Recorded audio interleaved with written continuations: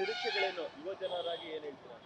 Sir, ಕೇಂದ್ರ budget ಅವಾಗ್ಲಿಂದನೂ ಸಾಮಾನ್ಯ ವರ್ಗಕ್ಕೆ ಹಾಗೂ ರೈತಾಪಿ ವರ್ಗಕ್ಕೆ ಮೋಸ ಆಗ್ತಾನೆ ಇದೆ. ಯಾಕಂದರೆ ಕೇಂದ್ರ ಬಜೆಟ್ ಮಾಡಬೇಕಾದ್ರೆ ಸಾಮಾನ್ಯ ವರ್ಗದವರು ಹಾಗೂ ರೈತರನ್ನ ಗುರಿಯಾಗಿಟ್ಕೊಂಡು ಬಜೆಟ್ ಮಂಡನೆ ಮಾಡಬೇಕು. ಯಾಕಂದರೆ ಸಾಮಾನ್ಯ ವರ್ಗದವ್ರಿಗೆ ಕೈಗೆ ಇಟ್ಕೊಳ್ಳೋಂಥ ರೀತಿ ಬಜೆಟ್ ಆದರೆ ಉಪಯೋಗ ಆಗುತ್ತೆ. ರೈತರಿಗೂ ಅಷ್ಟೇ, ರೈತರಿಗೂ ಉಪಯೋಗ ರೀತಿಲಿ ಈ ಒಂದು ಗೊಬ್ಬರ ಆಗ್ಬೋದು, ಏನೇ ಆಗ್ಬೋದು, ರೈತರಿಗೆ ಸಹಕಾರ ಕೊಟ್ಟರೆ ರೈತರು ಮುಂದೆ ಬರ್ತಾರೆ. ರೈತರು ದೇಶದ ಬೆನ್ನೆಲುಬು ಅಂದ್ಬಿಟ್ಟು ರೈತರನ್ನೇ ಮರ್ತುಬಿಟ್ಟಿರು ಬಜೆಟ್ನೇ ಮಂಡನೆ ಮಾಡಿಬಿಟ್ರೆ ಹಿಂಗಾಗುತ್ತೆ. ಈ ಸಲ ಒಂದು ಸ್ವಲ್ಪ ನಿರೀಕ್ಷೆ ಮಾಡಿದ್ದೀವಿ ಬಜೆಟಲ್ಲಿ. ಯಾಕೆಂದರೆ ನಮ್ಮ ಜಿಲ್ಲೆಯಿಂದನೇ ಮೊನ್ನೆ ಕುಮಾರಸ್ವಾಮಿ ಅವರು ಕೇಂದ್ರ ಸಚಿವರಾಗಿದ್ದಾರೆ. ಹಾಗಾಗಿ ಮಂಡ್ಯ ಜಿಲ್ಲೆಗೆ ಹೆಚ್ಚಿನ ಬಜೆಟ್ ನಿರೀಕ್ಷೆ ಮಾಡ್ತೀವಿ. ಯಾಕಂದರೆ ಈ ವಿದೇಶಗಳೆಲ್ಲ ನೀವು ನೋಡಿರ್ಬೋದು, ಈ ಕೈಗಾರಿಕೆ ಅನ್ನೋದು ಹೆಂಗಾಗಿದೆ ಅಂದರೆ ಅವರು ಇಂಡಸ್ಟ್ರಿಯಲಿಸ್ಟ್ನ ಇದು ಕೃಷಿಕರು ಮತ್ತು ಈ ಹೈನುಗಾರಿಕೆನೇ ಇಂಡಸ್ಟ್ರಿಯಲಿಸ್ಟ್ ಮಾಡ್ಕೊಂಡಿದ್ದಾರೆ ಅವರು. ಹಂಗಾಗಿ ಆ ಥರ ಕಾನ್ಸೆಪ್ಟ್ಗಳು ನಮ್ಮ ಇಂಡಿಯಾದಲ್ಲೂ ಮಾಡಬೇಕು. ಅದನ್ನ ನಮ್ಮ ಮಂಡ್ಯ ಜಿಲ್ಲೆಯಿಂದನೇ ಕುಮಾರಣ್ಣವರು ಮಾಡೋಕ್ಕೆ ಪ್ರಯತ್ನ ಪಡಬೇಕು ಅಂತ ನಾವು ಕೇಳ್ಕೊತೀವಿ.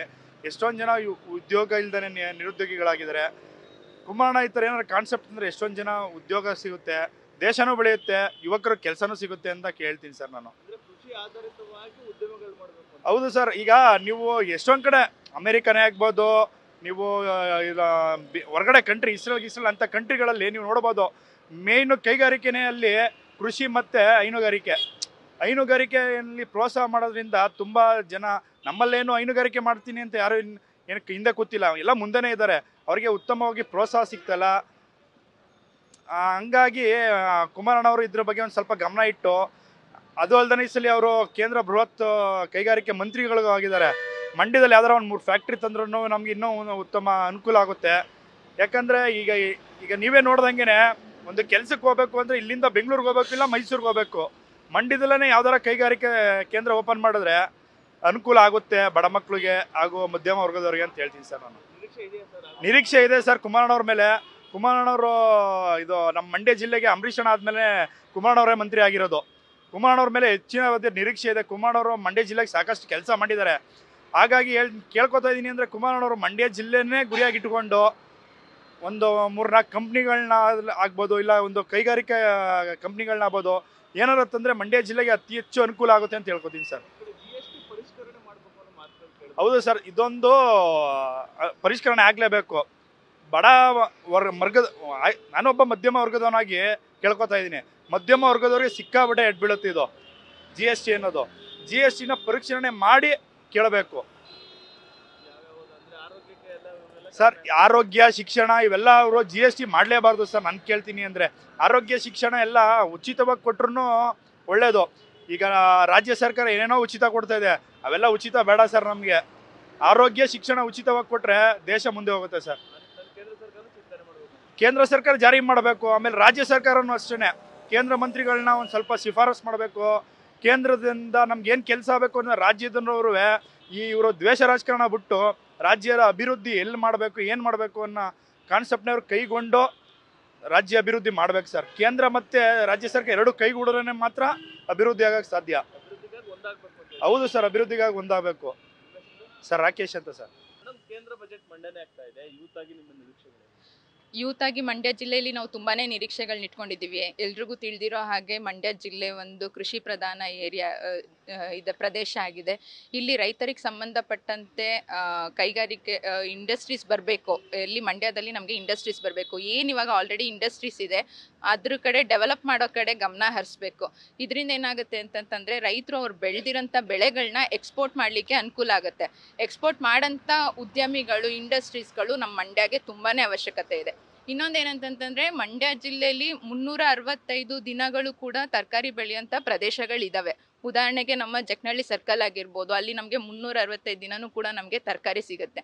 ಇದಕ್ಕೆ ಬೇಕಾದಂಥ ಕೋಲ್ಡ್ ಸ್ಟೋರೇಜ್ ನಮ್ಮ ಮಂಡ್ಯಕ್ಕೆ ತುಂಬಾ ಅವಶ್ಯಕತೆ ಇದೆ. ಏಕೆಂದರೆ ಯಾವುದಾದ್ರೂ ಒಂದು ಸೀಸನಲ್ಲಿ ತರಕಾರಿ ಜಾಸ್ತಿ ಆದರೂ ಕೂಡ ಕೋಲ್ಡ್ ಸ್ಟೋರೇಜಲ್ಲಿಟ್ಟು ಅದಕ್ಕೆ ಬೆಲೆ ಬಂದಂಥ ಟೈಮಲ್ಲಿ ರೈತರು ಅದನ್ನ ಮಾರಾಟ ಮಾಡಿದ್ರೆ ಅವ್ರಿಗೂ ಕೂಡ ಬೆಳೆದಿರೋಂಥ ಬೆಲೆಗೆ ಒಂದು ಬೆಸ್ಟ್ ಪ್ರೈಸು ಸಿಗುತ್ತೆ. ಇದರಿಂದ ಏನಾಗುತ್ತೆ ಅಂತಂತಂದರೆ ರೈತರಿಗೆ ಒಂದು ವಿಶ್ವಾಸ ಬರುತ್ತೆ. ನಾವು ಬೆಳೆಯೋಂಥ ಬೆಳೆಗಳು ಖಂಡಿತವಾಗ್ಲೂ ನಮಗೊಂದು ಬೆಳೆಯೋಂಥ ಬೆಳೆಗಳಿಗೆ ಬೆಲೆ ಸಿಗುತ್ತೆ ಅನ್ನೋದೊಂದು ಧೈರ್ಯ, ನಂಬಿಕೆ ಎರಡೂ ಬರುತ್ತೆ. ಇನ್ನೊಂದೇನಂತಂತಂದರೆ ಇನ್ನು ಮುಂಚೆ ಎಲ್ಲ ನಾವು ಇಂಡಸ್ಟ್ರೀಸ್ ಬಗ್ಗೆ ಮಾತಾಡ್ತಾ ಇದ್ದಾಗ ಮಂಡ್ಯಗೆ ಕನೆಕ್ಟಿವಿಟಿ ಇಲ್ಲ ಅಂತ ಕಾರಣಗಳನ್ನ ಕೊಡ್ತಾಯಿದ್ರು. ಆದರೆ ಇವಾಗ ಎಕ್ಸ್ಪ್ರೆಸ್ ಹೈವೇ ಬಂದಿದೆ, ಕನೆಕ್ಟಿವಿಟಿ ಇದೆ ಮಂಡ್ಯದಲ್ಲಿ. ಇದನ್ನು ನಾವು ಉಪಯೋಗ ಪಡಿಸ್ಕೊಂಡು ಮಂಡ್ಯದಲ್ಲಿ ನಾವು ಹೆಚ್ಚು ಇಂಡಸ್ಟ್ರೀಸ್ ತರೋ ಕಡೆ ಗಮನನ ಹರಿಸ್ಬೇಕು. ಇನ್ನು ರಾಜ್ಯಕ್ಕೆ ಬರೋದಾಯಿತು ಅಂತಂತಂದರೆ ನಮ್ಮ ರಾಜ್ಯದಲ್ಲಿ ಎಲ್ಲೂ ನಿಖರವಾಗಿ ಅಂದರೆ ಕರೆಕ್ಟಾಗಿ ಎಲ್ಲೂ ರೆಕ್ವಿಪ್ಮೆಂಟ್ಸ್ಗಳು ಆಗ್ತಾ ಇಲ್ಲ. ಇದರಿಂದ ಇವಾಗಿನ ಎಂಪ್ಲಾಯೀಸ್ಗೆ ಏನಾಗ್ತಾ ಇದೆ ಅಂತಂತಂದರೆ ಪ್ರೆಷರ್ ಜಾಸ್ತಿಯಾಗಿ ಅವರು ಕೆಲಸ ಮಾಡೋ ಕಡೆ ಗಮನ ಹರ್ಸೋಕ್ಕಾಗ್ತಾ ಇಲ್ಲ, ಆನ್ ಟೈಮಿಗೆ ಕೆಲಸಗಳಾಗ್ತಾ ಇಲ್ಲ. ಎಲ್ಲ ಕಡೆ ಎಲ್ಲ ಡಿಪಾರ್ಟ್ಮೆಂಟ್ಸಲ್ಲೂ ಕೂಡ ಕೆಲಸಗಳು ಹಾಗಾಗಿ ಪೆಂಡಿಂಗ್ ಉಳ್ಕೊತಾ ಇದೆ. ಇನ್ನೊಂದು ಇವಾಗ ಏನು ಗ್ಯಾರಂಟಿ ಯೋಜನೆಗಳು ಕೊಟ್ಟಿದ್ದಾರೆ ಅದನ್ನ ನಾವು ತಪ್ಪು ಅಂತ ಹೇಳೋಕ್ಕಾಗಲ್ಲ.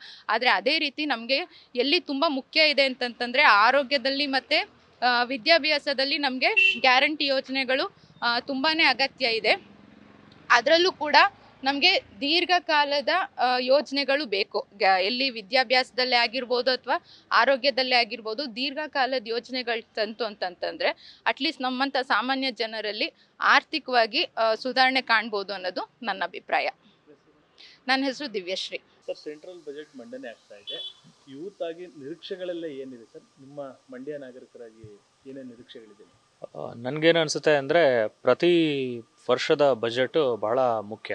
ರಾಜ್ಯ ಮತ್ತು ಒಕ್ಕೂಟ ಸರ್ಕಾರ ಎರಡಕ್ಕೂ ಕೂಡ ಸಮಾನಾಂತರವಾದಂಥ ಒಂದು ಸಾಧ್ಯತೆಗಳು ಮತ್ತು ಅವಕಾಶಗಳು ಇರುತ್ತೆ. ಒಂದು ರಾಜ್ಯವಾಗಿ ಕರ್ನಾಟಕದಲ್ಲಿ ಒಂದು ವೈಚಿತ್ರ್ಯ ಏನು ಅಂದರೆ ಇಲ್ಲಿ ಕಾಂಗ್ರೆಸ್ ಸರ್ಕಾರ ಆಡಳಿತದಲ್ಲಿದ್ದರೆ ಕೇಂದ್ರದಲ್ಲಿ BJP ಸರ್ಕಾರ ಆಡಳಿತದಲ್ಲಿ ಇರುತ್ತೆ. ಆದರೆ ಈ ಸಲ ಇರುವಂಥ ಒಂದು ಸಣ್ಣ ಆಶೆ ಏನು ಅಂತಂದರೆ ಇಲ್ಲಿಯ ಕರ್ನಾಟಕದ್ದೇ ಆದ ಪ್ರಾದೇಶಿಕ ಪಕ್ಷ JDS ನಿಮಗೆ ಕೇಂದ್ರದ NDAಗೆ ಸಪೋರ್ಟ್ ಕೊಟ್ಟಿರೋದು. ಮತ್ತು ಮಂಡ್ಯ ಸಂಸದರಾಗಿರುವಂಥ HD ಕುಮಾರಸ್ವಾಮಿ ಅವರು ಕೇಂದ್ರದಲ್ಲಿ ಅವರು ಸಂಪುಟ ದರ್ಜೆ ಸಚಿವರಾಗಿರುವಂಥದ್ದು. ಈಗ ಒಂದೇನಂತಂದರೆ ಈಗ ರಾಜಕೀಯಗಳನ್ನ ಬದಿಗಿಟ್ಟು ನೋಡೋದಾದರೆ ನಾವು ಹಲವು ರೀತಿಯಲ್ಲಿ ನಮಗೆ ಬೇಕಾದಂಥ ಲಾಭಗಳನ್ನ ಮಾಡಿಕೊಳ್ಳುವಂಥ ನಿರೀಕ್ಷೆ ನನಗೆ ವೈಯಕ್ತಿಕವಾಗಿ ಇದೆ ಮತ್ತು ಅದು ಬೇಕಾಗಿದೆ ರಾಜ್ಯದ ಹಿತದೃಷ್ಟಿಯಿಂದ. ಇಡೀ ಕಳೆದ 2-3 ದಿವಸದಲ್ಲೇ ನಾವೇನು ನೋಡ್ತಾ ಇದ್ದೀವಿ ಅಂದರೆ ಚೈನಾದಲ್ಲಿ ಆರ್ಟಿಫಿಷಿಯಲ್ ಇಂಟೆಲಿಜೆನ್ಸ್ DeepSeek ಅಂತ ಯಾವುದೋ ಸಾಫ್ಟ್ವೇರ್ ಬಂದು ನಿಮಗೆ ಅಮೆರಿಕದ ChatGPTಯನ್ನು ಕೂಡ ಸರ್ಪಾಸ್ ಮಾಡುವಂಥ ಚರ್ಚೆಗಳು ಅಕ್ರಾಸ್ ದಿ ವರ್ಲ್ಡ್ ನಡೀತಾ ಇದೆ. ಇದ್ರ ಜೊತೆಗೇನೆ ಕರ್ನಾಟಕ ಸ್ಟಾರ್ಟಪ್ ಹಬ್ ಅಂತ ನಾವು ಕರಿತೀವಿ. ರಾಜ್ಯದಲ್ಲಿ ನಾವು ಸಿಲಿಕಾನ್ ಸಿಟಿ ಆಫ್ ಇಂಡಿಯಾ ಅಂತ ನಾವು ಬೆಂಗಳೂರನ್ನ ಕರೆದ್ರೂ ಕೂಡ ನಮ್ಮಲ್ಲಿ ಡಿಜಿಟಲ್ ಸರ್ವಿಸಸ್ಗೆ ಸಂಬಂಧಪಟ್ಟಂಗೆ ಇಂಡಸ್ಟ್ರಿಗಳಿದ್ವೇ ಹೊರತು ಇನ್ನೋವೇಷನ್ಸ್ಗಳ ಸಂಖ್ಯೆ ಭಾಳ ಕಡಿಮೆ ಇದೆ ಭಾರತ ದೇಶದಲ್ಲಿ. ಟೆಕ್ನಾಲಜಿನಲ್ಲಿ ನಾವು ಯಾವುದೇ ಹೊಸ ಸಾಫ್ಟ್ವೇರ್ನ ಅಂತಾರಾಷ್ಟ್ರ ಮಟ್ಟದಲ್ಲಿ ತಯಾರು ಮಾಡಿ ರಫ್ತು ಮಾಡುವಂಥದ್ದನ್ನು ನಾವು ಮಾಡ್ತಾ ಇಲ್ಲ.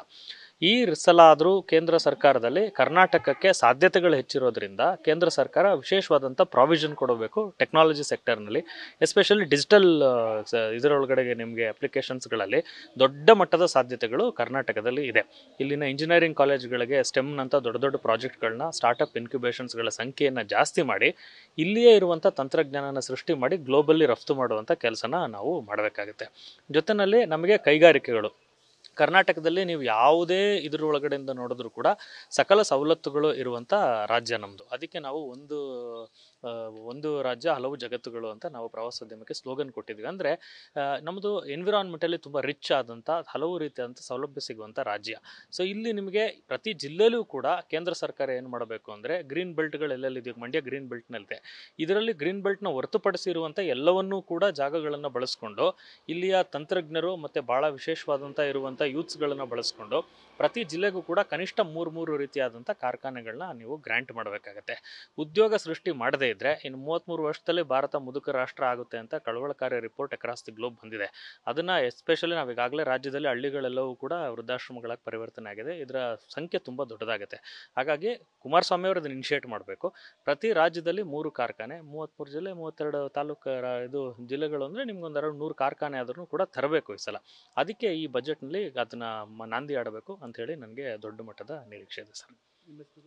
ವಿನಯ್ ಅಂತ ನಾನು ಫಿಲ್ಮ್ ಡೈರೆಕ್ಟರ್, ನಾನೊಬ್ಬ ಲೇಖಕ. ಮೇಡಮ್, ಕೇಂದ್ರ ಬಜೆಟ್ ಆಗ್ತಾ ಇದೆ, ಏನೇನು ನಿರೀಕ್ಷೆಗಳಿದೆ ಮೇಡಮ್? ನಾಳೆ ಕೇಂದ್ರ ಬಜೆಟ್ ಏನು ನಡೀತಾ ಇದೆ, ನಾವು ಮಂಡ್ಯ ಜಿಲ್ಲೆಯವರಾಗಿ ತುಂಬ ನಿರೀಕ್ಷೆಗಳಂತೂ ಇಟ್ಕೊಂಡಿದ್ದೀವಿ. ಯಾಕಂದರೆ ನಮ್ಮ ರೈತ ನಾಯಕ ಅನ್ಸ್ಕೊಂಡಿರೋ ಕುಮಾರಸ್ವಾಮಿ ಅವರೇ ಕೇಂದ್ರದಲ್ಲಿ ಬೃಹತ್ ಕೈಗಾರಿಕಾ ಸಚಿವರಾಗಿರೋದ್ರಿಂದ ರೈತರಿಗೆ ಉಪಯೋಗ ಆಗುವಂಥ ಕೈಗಾರಿಕೆಗಳನ್ನ ಪ್ರಾರಂಭ ಮಾಡೋದ್ರಿಂದ ರೈತರಿಗೆ ಎಷ್ಟು ಅನುಕೂಲ ಆಗುತ್ತೋ ಹಂಗೆ ನಮ್ಮದು ಎಜುಕೇಷನ್ ಏನು ಮುಗಿಸ್ತಾ ಇದ್ದಾರೆ ವಿದ್ಯಾರ್ಥಿಗಳು, ಅವರು ಎಜುಕೇಷನ್ ಮುಗಿಸಿದ ಮೇಲೆ ಜಾಬ್ಗೋಸ್ಕರ ಇಂಡಸ್ಟ್ರಿಯಲ್ ಓರಿಯೆಂಟೆಡ್ ಸಿಟಿಗಳಿಗೆ ವಲಸೆ ಹೋಗ್ತಾ ಇದ್ದಾರೆ.